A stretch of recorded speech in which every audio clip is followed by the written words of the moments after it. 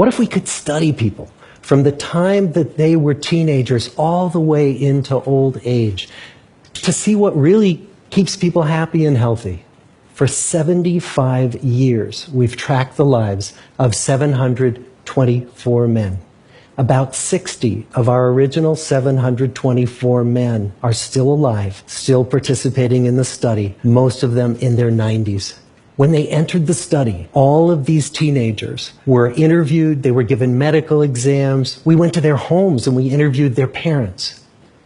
And then these teenagers grew up into adults who entered all walks of life. They became factory workers and lawyers and bricklayers and doctors, one president of the United States.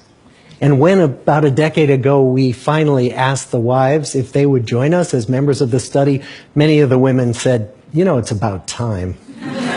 So what have we learned? The clearest message that we get from this 75-year study is this: good relationships keep us happier and healthier. We've learned 3 big lessons about relationships. The first is that social connections are really good for us and that loneliness kills. It turns out that people who are more socially connected to family, to friends, to community are happier, they're physically healthier, and they live longer than people who are less well connected. And the sad fact is that at any given time, more than 1 in 5 Americans will report that they're lonely.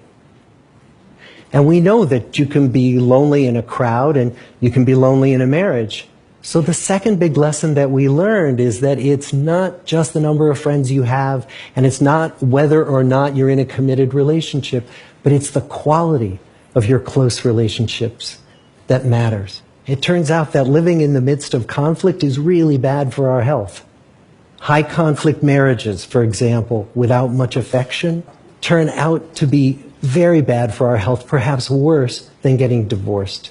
And living in the midst of good, warm relationships is protective. And the third big lesson that we learn is that good relationships don't just protect our bodies, they protect our brains.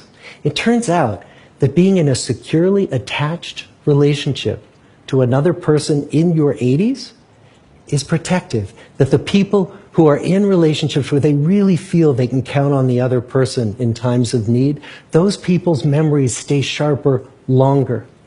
So what about you? Let's say you're 25, or you're 40, or you're 60. What might leaning into relationships even look like? It might be something as simple as replacing screen time with people time, or livening up a stale relationship by doing something new together, long walks or date nights, or reaching out to that family member who you haven't spoken to in years. The good life is built with good relationships.